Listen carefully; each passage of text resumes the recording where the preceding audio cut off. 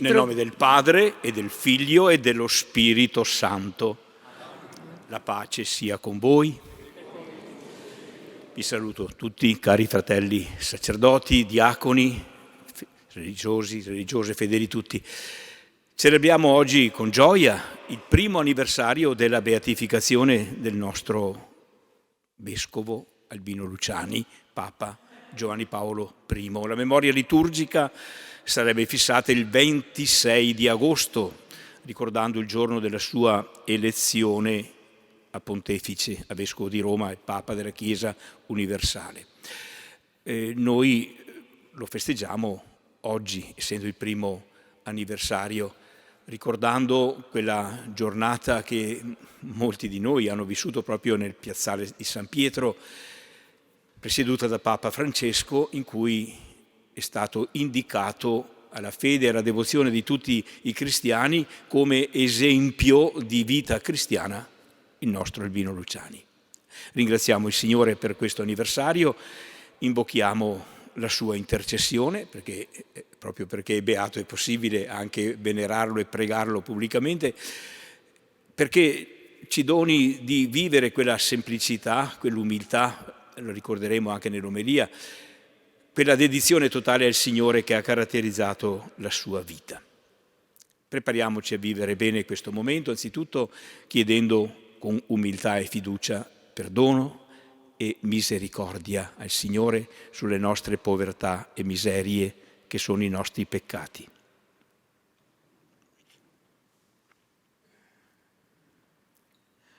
Confesso a Dio Onnipotente e a voi, fratelli e sorelle, che ho molto peccato, pensieri, parole, opere, per mia colpa,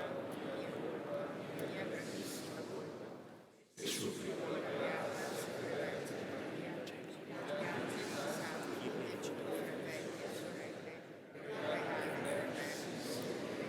Dio Onnipotente abbia misericordia di noi, perdoni i nostri peccati e ci conduca alla vita eterna. Kyrie eleison. Christe eleison. Kyrie eleison.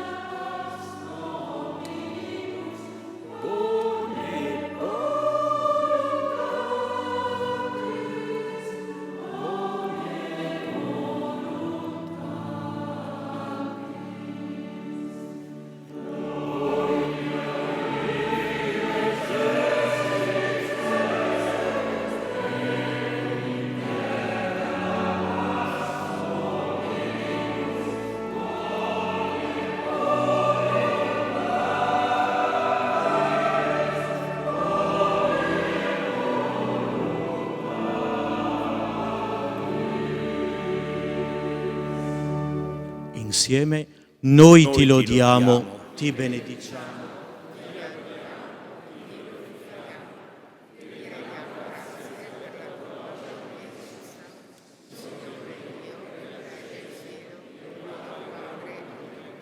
Signore, Figlio unigenito Gesù Cristo, Signore mio, agnello, Figlio del Padre, tu che togli i peccati del mondo, abbi pietà di noi.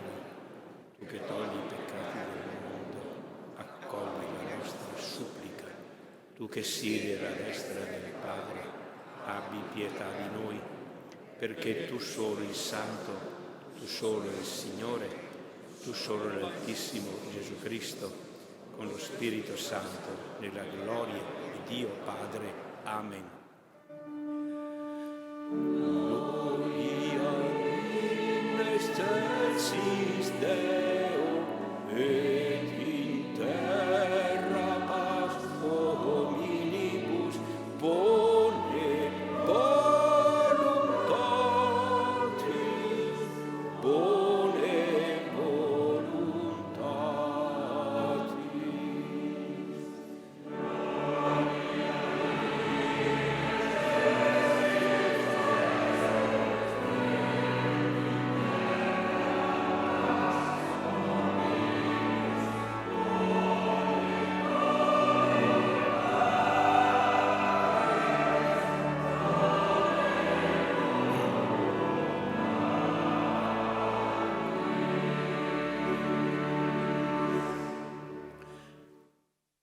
Preghiamo.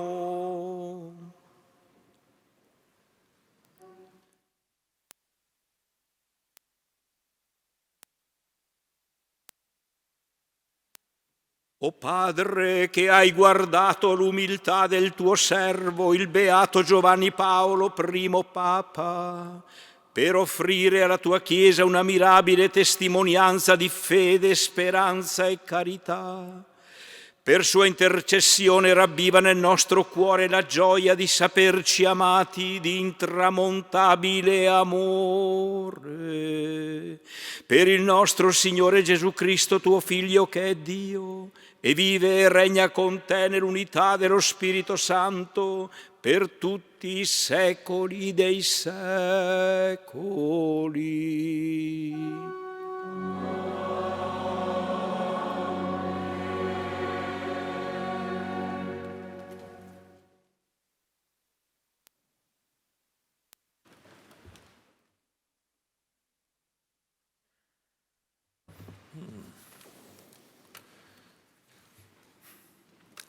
Dalla prima lettera di San Paolo Apostolo ai Tessalonicesi.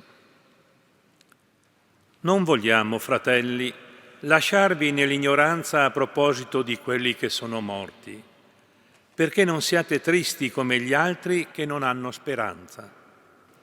Se infatti crediamo che Gesù è morto e risorto, così anche Dio, per mezzo di Gesù, radunerà con Lui coloro che sono morti. Sulla parola del Signore, infatti, vi diciamo questo. Noi che viviamo e che saremo ancora in vita alla venuta del Signore, non avremo alcuna precedenza su quelli che sono morti. Perché il Signore stesso ha un ordine alla voce dell'Arcangelo e al suono della tromba di Dio discenderà dal cielo. E prima risorgeranno i morti in Cristo. Quindi noi, che viviamo e che saremo ancora in vita, verremo rapiti insieme con loro nelle nubi, per andare incontro al Signore in alto e così per sempre saremo con il Signore. Confortatevi dunque a vicenda con queste parole. Parola di Dio. Rendiamo grazie a Dio.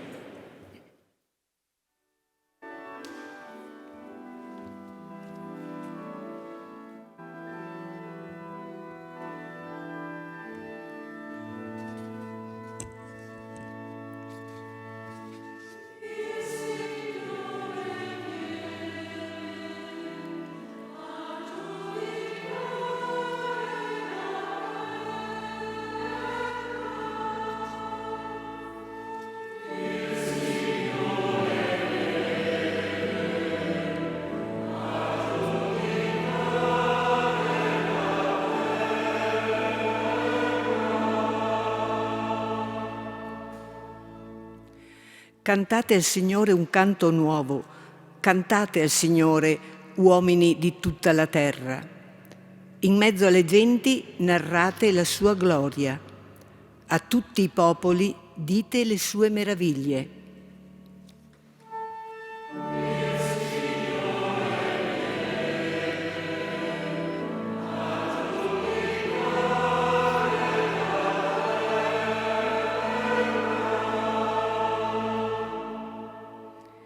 Grande è il Signore e degno di ogni lode, terribile sopra tutti gli dei. Tutti gli dei dei popoli sono un nulla. Il Signore invece ha fatto i cieli.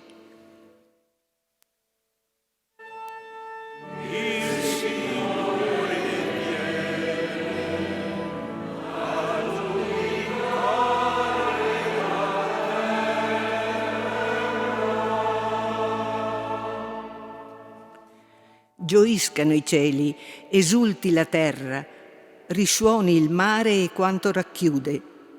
Sia in festa la campagna e quanto contiene.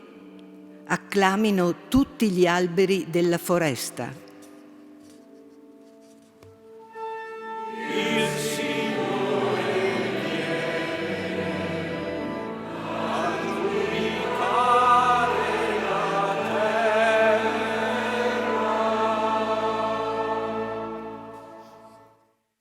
davanti al Signore che viene.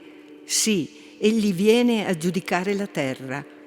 Giudicherà il mondo con giustizia e nella sua fedeltà i popoli.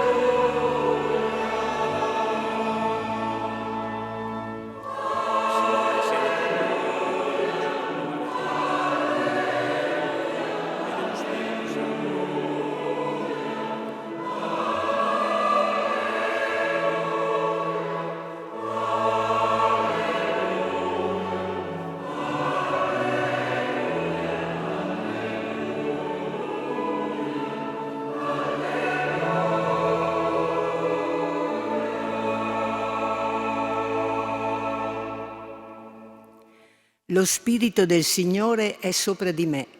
Mi ha mandato a portare ai poveri il lieto annuncio.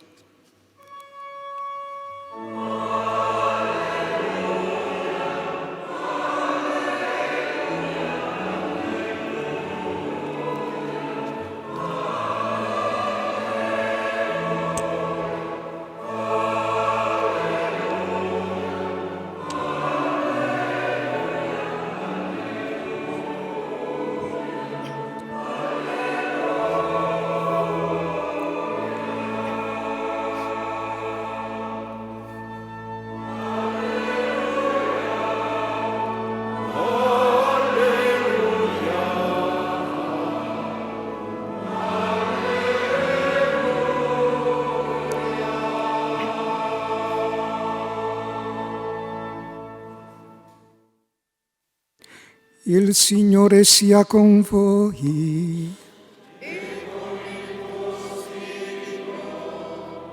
Dal Vangelo secondo Luca.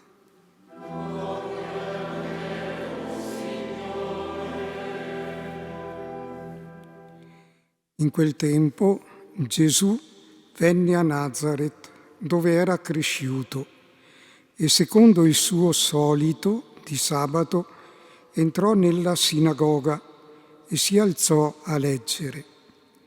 Gli fu dato il rotolo del profeta Isaia. Aprì il rotolo e trovò il passo dove era scritto: Lo Spirito del Signore è sopra di me.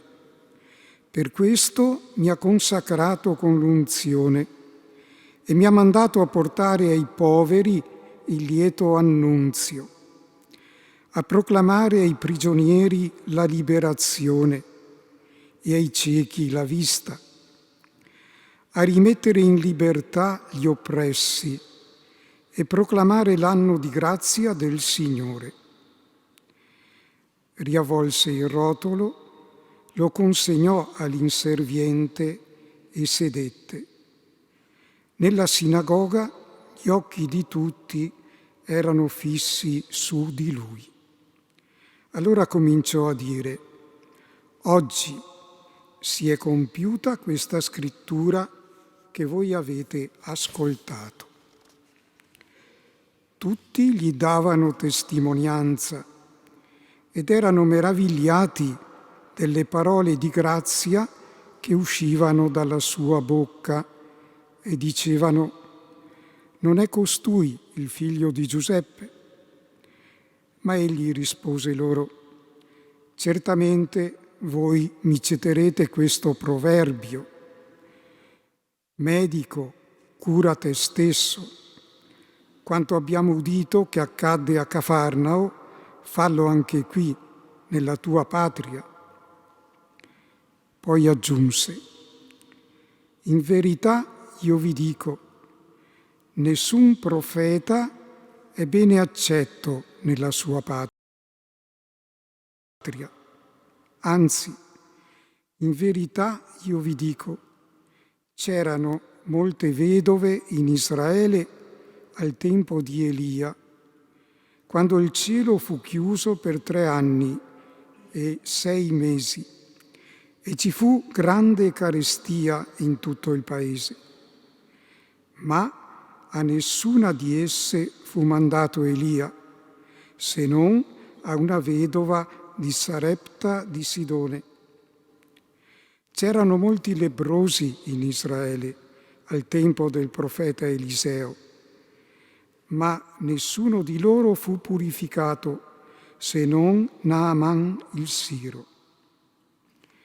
All'udire queste cose, tutti nella sinagoga si riempirono di sdegno, si alzarono e lo cacciarono fuori della città e lo condussero fin sul ciglio del monte, sul quale era costruita la loro città, per gettarlo giù. Ma egli, passando in mezzo a loro, si mise in cammino. Parola del Signore. Lode a te.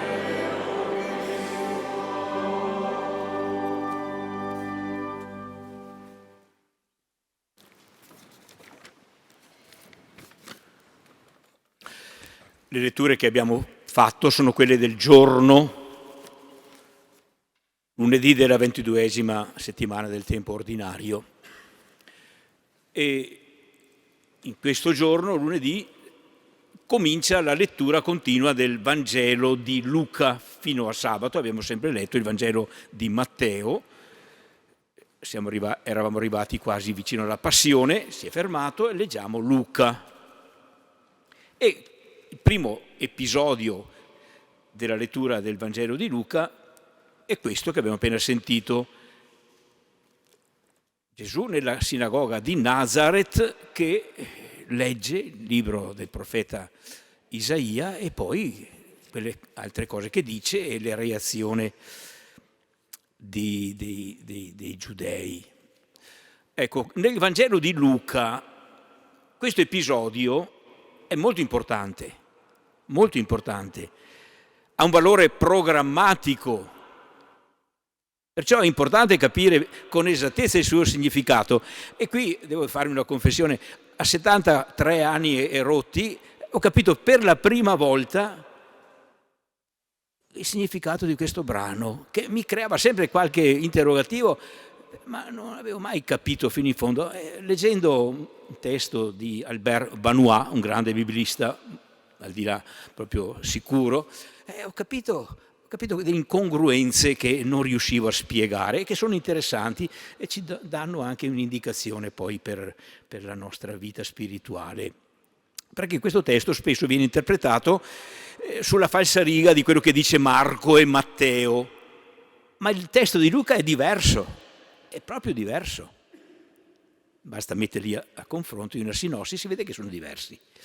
E Luca, come abbiamo sentito, distingue chiaramente 2 tempi in questo episodio, 2 tempi contrastanti in questa visita alla sinagoga di Gesù. In un primo momento Gesù legge una profezia di Isaia e la dichiara adempiuta perché lui stesso sta predicando l'anno di grazia annunciato dal profeta. Oggi si è compiuta questa scrittura che voi avete ascoltato. Qual è la reazione della gente di Nazaret? È estremamente favorevole. Tutti gli rendevano testimonianza, scrive l'Evangelista, ed erano meravigliati positivamente delle parole di grazia che uscivano dalla sua bocca. Stupore, meraviglia, testimonianza. In un secondo tempo però Gesù riprende a parlare citando l'esempio del profeta Elia ed Eliseo, un testo che solo Luca ha, non c'è né in Matteo né in Marco. Sia Elia che Eliseo li presenta come autori di miracoli a vantaggio però non dei connazionali, bensì di stranieri, la vedova di Sarepta e il siro Naaman il lebbroso. allora capita una reazione completamente diversa dei nazaretani. Tutti nella sinagoga furono pieni di sdegno al punto da voler perfino uccidere Gesù, precipitandolo in un precipizio. Come si spiega questo completo voltafaccia? Era questo che io non sono mai riuscito a capire. Probabilmente bisogna capire che cosa dice Gesù e quali erano i sentimenti degli abitanti di Nazaret. Quando, dopo il discorso di Gesù, tutti nella sinagoga gli rendevano testimonianza ed erano meravigliati delle parole di grazia che uscirono dalla sua bocca, cosa dicono? Dicono: non è costui il figlio di Giuseppe? Ecco, diversamente da Matteo e Marco, in cui dicono queste cose e aggiungono e si scandalizzavano di lui, qui non si scandalizzano di lui, ha un altro significato questa parola, non è costui il figlio di Giuseppe. Non lo dicono per disprezzo, ripeto, come appare negli altri due evangelisti, lo dicono per sottolineare che questo Gesù, questo nuovo ammirevole profeta, è loro compaesano, appartiene a loro. È nostro. Il loro atteggiamento non esprime scandalo, ma esprime una tendenza possessiva. Potremmo tradurlo: se Gesù ci appartiene, deve riservare a noi il primo posto nel suo ministero, deve fare per noi i miracoli. Tant'è vero che Gesù legge il loro pensiero, interpreta giustamente il loro pensiero, non lo accetta, anzi lo denuncia. Certamente voi mi direte questo proverbio: medico, cura te stesso, quanto abbiamo udito che accade a Cafarno, fallo qui, nella tua patria. In altre parole, qua devi fare i miracoli, perché tu sei nostro. Ma Gesù ribatte: nessun profeta è bene accetto nella sua patria. E la traduzione non è facile. Probabilmente quel bene accetto vuol dire nessun profeta deve essere accolto solo nella sua patria. La traduzione che Vanois dice è accoglibile. Nessun profeta può essere posseduto solo dai suoi. E che l'interpretazione sia proprio questa lo conferma il fatto che Gesù spiega la sua frase citando gli esempi di Elia e di Eliseo, e non cita gli esempi di Elia e Eliseo come persone rifiutate, no? Li cita come persone che hanno fatto dei miracoli, ma per gli stranieri, per i pagani. In altre parole, Gesù intuisce che l'atteggiamento spirituale dei suoi paesani è quello di dire: tu sei nostro, devi star qui e fare i miracoli qui da noi. No, intuisce che è questo e si oppone risolutamente alla tendenza possessiva dei suoi compaesani e richiede loro una grande apertura di cuore. Li invita ad accettare che egli possa dedicarsi al servizio di altra gente, che egli possa andare altrove a compiere i suoi miracoli. E di fronte a questo rimprovero, diciamo, a questo rifiuto che Gesù fa di quell'amore possessivo che avevano i suoi compaesani, scatta il rifiuto violento. Pensiamo a quello che succede oggi quando una persona vuole possedere un'altra e questa si sottrae, la rifiuta, la ammazza. Tutti i femminicidi sono questi: un amore possessivo respinto diventa odio, violenza, addirittura uccisione. Quello che è successo a Nazareth. Bene, lo stesso atteggiamento fa notare Albert Vanois, dice lo si avrà poi negli Atti degli Apostoli da parte dei giudei che contrastano l'apostolato di Paolo. Lo contrastano perché vedono che ha successo presso i pagani. Sono presi da gelosia e invece di ascoltare il messaggio evangelico perseguitano l'apostolo. Ecco allora il messaggio. Vuoi essere come Gesù? Vuoi accogliere veramente il suo messaggio? Questo è il testo programmatico. Dobbiamo aprirci alla lezione molto seria di questo brano del Vangelo. Per essere con Lui è necessario aprire il nostro cuore. È necessario, paradossalmente, non amare in maniera possessiva neanche Gesù. Neanche Gesù va amato in maniera possessiva. E può succedere di amare Gesù in maniera possessiva, sapete, quando noi pretendiamo esclusivamente per noi le sue grazie, i suoi favori, chiedendo o pretendendo privilegi, oppure ci riteniamo i migliori solo perché Gesù crediamo di possederlo.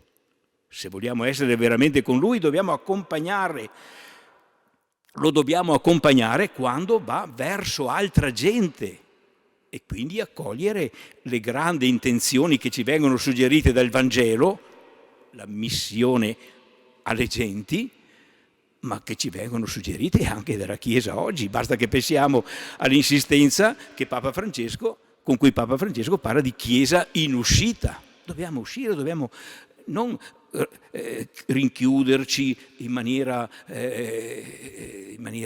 risentita e recriminatoria verso chi non crede. Dobbiamo uscire e con simpatia annunciare il Vangelo di Gesù. Non aver paura di farlo, ma non quasi come un'accusa o con risentimento, perché non sono dei nostri, perché Gesù è nostro. Soltanto così allora noi saremo veramente uniti al cuore di Gesù, altrimenti il nostro atteggiamento rischia di essere quello di un certo egoismo spirituale, che per quanto spirituale rimane egoismo, contrario alla carità di Cristo, che è una carità che si apre. Se ci pensiamo, questo fondamentalmente è quell'atteggiamento spirituale che è l'umiltà, che è esattamente il contrario della pretesa orgogliosa ed egoistica. Il contrario dell'orgoglio, della pretesa di possedere gli altri, è l'umiltà. E di questa virtù così importante e così rara nessuno è maestro e testimone più credibile e convincente di quel Monsignor Albino Luciani, che ricordiamo come beato a un anno dalla solenne beatificazione in piazza San Pietro. L'umiltà non è stata solo il motto del suo stemma episcopale, humilitas, ma è stato l'atteggiamento interiore che l'ha sempre accompagnato e guidato, permettendogli di aprire il suo cuore e le sue attenzioni a tutti, con grande senso di accoglienza, ospitalità e di spirito missionario. Invochiamo, come dicevo all'inizio, la sua intercessione perché ci aiuti a maturare questo atteggiamento evangelico che questo brano ci suggerisce. Non possedere Gesù rinchiudendoci in una forma di orgoglio e di egoismo spirituale, ma rimanere uniti a Lui e con Lui aprirci in maniera missionaria a tutte le persone.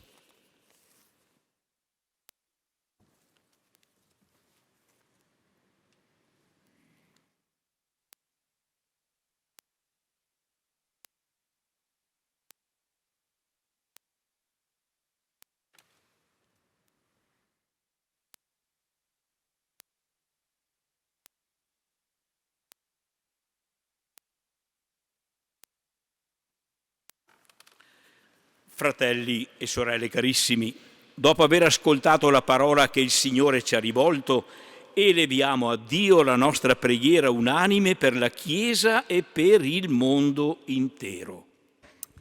Ripetiamo assieme: ascoltaci, Signore. Ascoltaci, Signore. Per la Santa Chiesa, il Signore le conceda pastori secondo il suo cuore, docili alla voce dello Spirito, fedeli dispensatori della parola e dei sacramenti. Preghiamo. Ascoltaci, Signore. Per la nostra Chiesa di Vittorio Veneto, che ricorda oggi con gratitudine la beatificazione del Papa Giovanni Paolo I, perché per sua intercessione siano numerose le vocazioni al sacerdozio ministeriale, alla vita consacrata, all'opera missionaria e all'esperienza contemplativa. Preghiamo. Ascoltaci, o Signore. Per i poveri e i sofferenti, per gli anziani e i malati, in particolare per quanti si sono raccomandati alla nostra preghiera, attraverso la sollecitudine dei pastori e dei fedeli, sperimentino la provvidenza del Padre. Preghiamo. Ascoltaci, o Signore.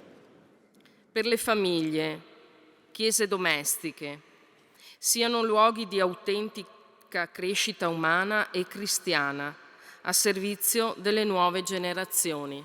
Preghiamo. Ascoltaci, o Signore. Per noi, corpo mistico di Cristo, la parola del Vangelo, generosamente seminata dai santi e beati della nostra Chiesa, trovi nei nostri cuori un terreno buono affinché possiamo essere fermento di santità in mezzo ai fratelli. Preghiamo. Ascoltaci.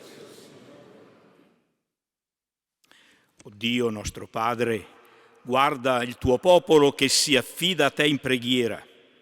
Tu che un giorno donasti a questa terra come pastore e guida il beato Giovanni Paolo I, continua a sostenere i nostri passi nella fede, perché sia più forte la speranza, operosa la carità, nella vigilante attesa di contemplarti, santi fra i santi, nella gioia senza fine del tuo regno. Per Cristo nostro Signore. Amen.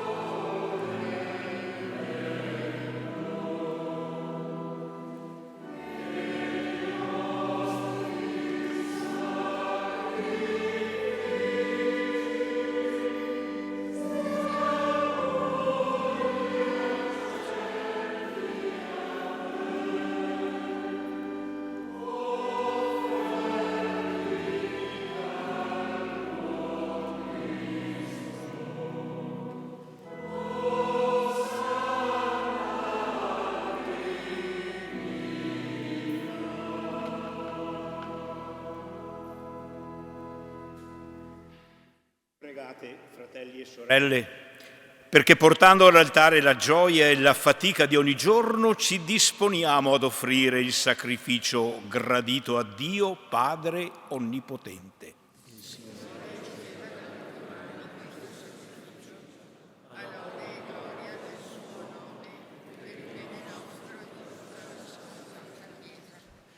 Accogli, o Signore, questo sacrificio del tuo popolo, perché i doni che offriamo per la tua gloria in onore del beato Giovanni Paolo I, siano per noi sorgente di salvezza eterna per Cristo nostro Signore. Il Signore sia con voi. In alto i nostri cuori. Rendiamo grazie al Signore nostro Dio. È veramente cosa buona e giusta, nostro dovere e fonte di salvezza, lodarti e ringraziarti sempre, Dio onnipotente ed eterno, per Cristo Signore nostro. È Lui il pastore buono che ha dato la vita per le sue pecore e continua a pascere il suo gregge, donando alla Chiesa pastori secondo il suo cuore. Nella vita del beato Giovanni Paolo I riconosciamo i segni del tuo amore per noi, nella sua voce la tua parola, nei suoi gesti la tua potenza. Per questo dono del tuo amore, uniti agli angeli e ai santi, con voce unanime cantiamo l'inno della tua lode.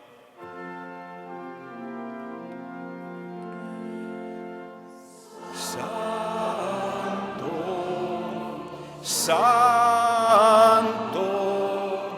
Santo il Signore, Dio dell'universo, i cieli e la terra sono pieni della tua gloria.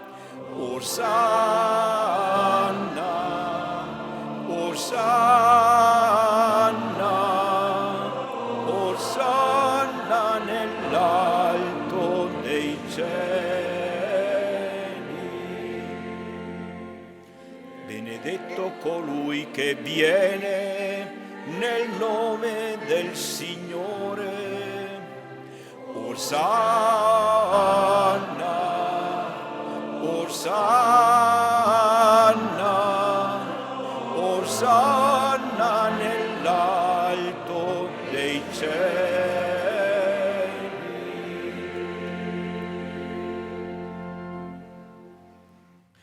Veramente santo sei tu, o Padre, fonte di ogni santità. Ti preghiamo, santifica questi doni con la rugiada del tuo Spirito, perché diventino per noi il corpo e il sangue del Signore nostro Gesù Cristo. Egli, consegnandosi volontariamente alla passione, prese il pane, rese grazie, lo spezzò, lo diede ai suoi discepoli e disse: prendete e mangiatene tutti, questo è il mio corpo offerto in sacrificio per voi.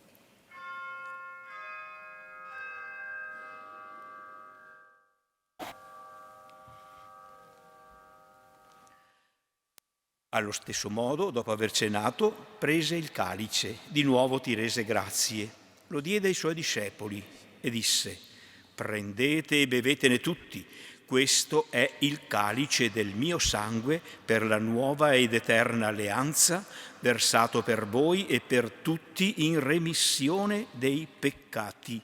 Fate questo in memoria di me.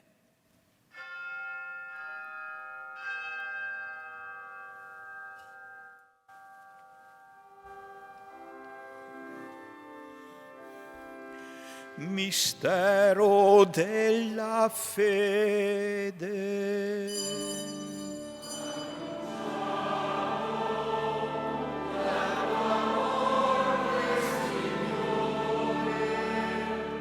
Proclamiamo la tua risurrezione.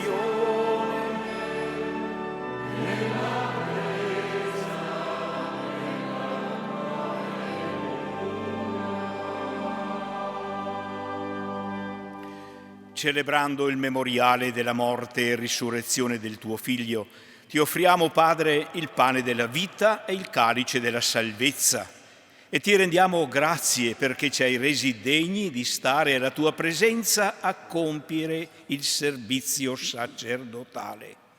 Ti preghiamo umilmente per la comunione al corpo e al sangue di Cristo, lo Spirito Santo ci riunisca in un solo corpo. Ricordati, Padre, della tua Chiesa diffusa su tutta la terra. Rendila perfetta nell'amore, in unione con il nostro Papa Francesco, il nostro Vescovo Corrado, i presbiteri e i diaconi. Ricordati anche dei nostri fratelli e sorelle che si sono addormentati nella speranza della risurrezione e nella tua misericordia di tutti i defunti.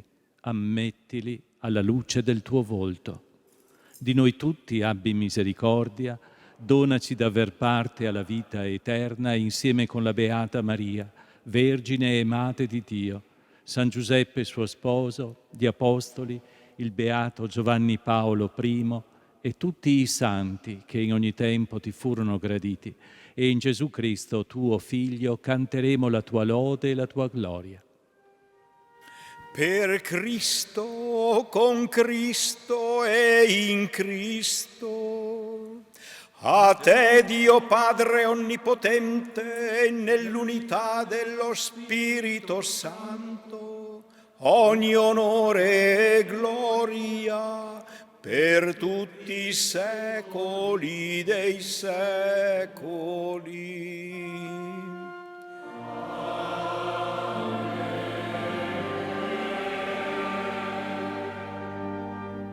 Obbedienti alla parola del Salvatore e formati al suo divino insegnamento, osiamo dire: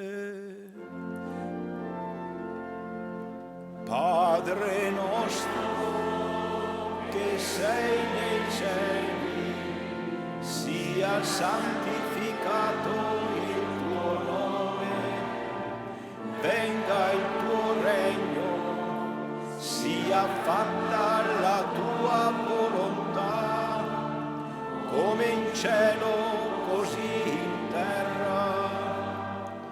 Dacci oggi il nostro pane quotidiano e rimetti a noi i nostri debiti, come anche noi li rimettiamo ai nostri debitori, e non abbandonarci alla tentazione, ma liberaci dal male.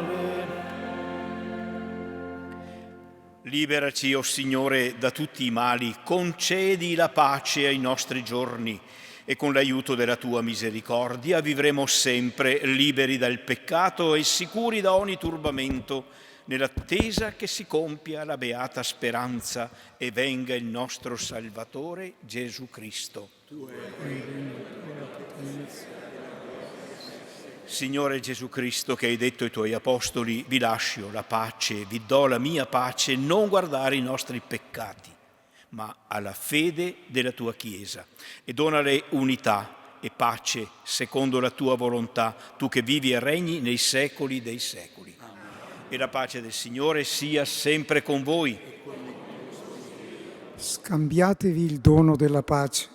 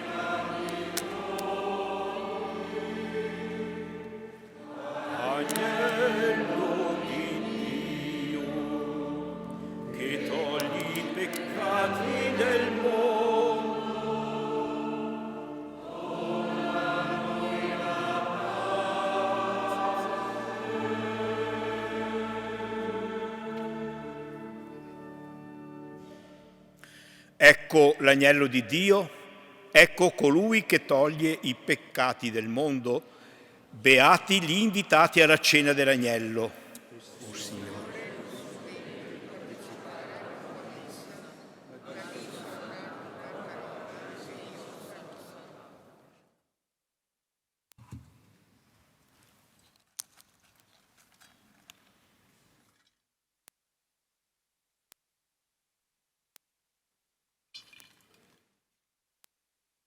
Corpo e sangue di Cristo. Amen. Il corpo e sangue di Cristo. Amen. Il corpo e sangue di Cristo.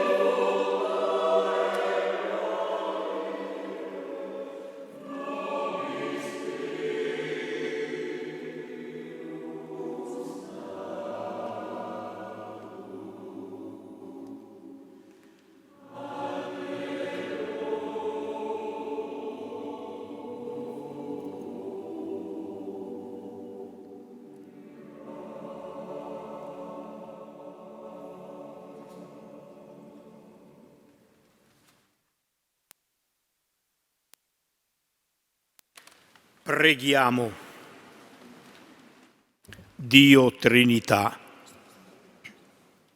i sacramenti che abbiamo ricevuto, Signore Dio nostro, accrescano in noi l'ardore della carità che infiammò la vita di San Giovanni Paolo I e lo spinse a donarsi instancabilmente per la tua Chiesa, per Cristo nostro Signore.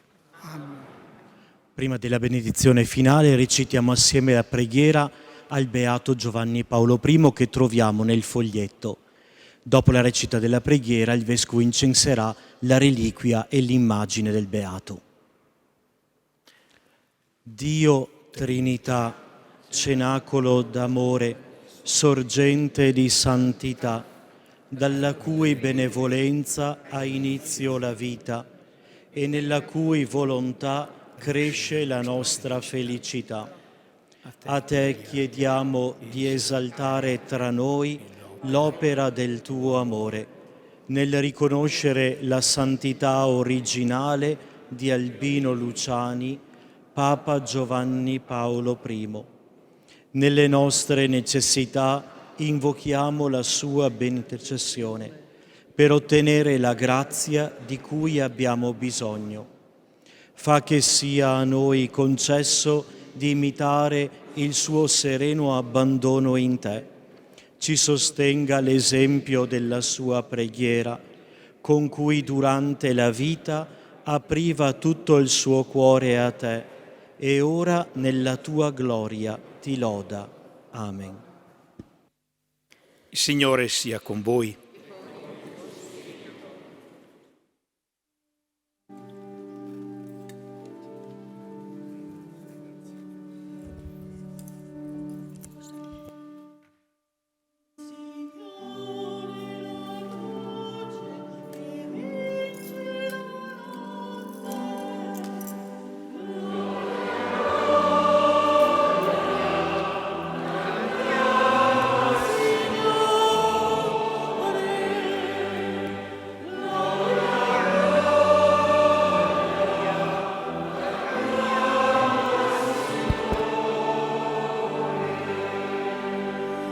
Il Signore la vita che vince la morte.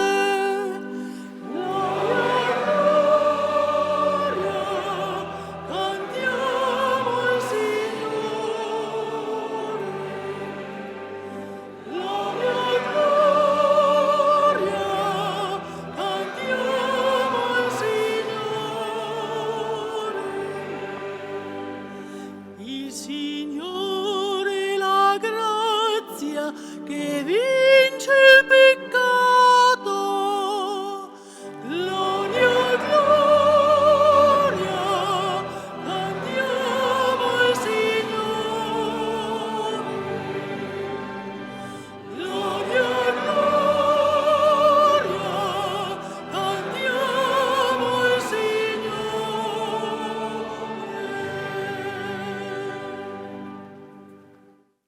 Prima della benedizione conclusiva, un saluto tutto particolare a voi, cari fratelli e sorelle che avete voluto essere presenti questa sera e a coloro che ci hanno seguiti attraverso la tenda TV e radio Palazzo Carli. Un augurio e l'intercessione del Beato Giovanni Paolo I.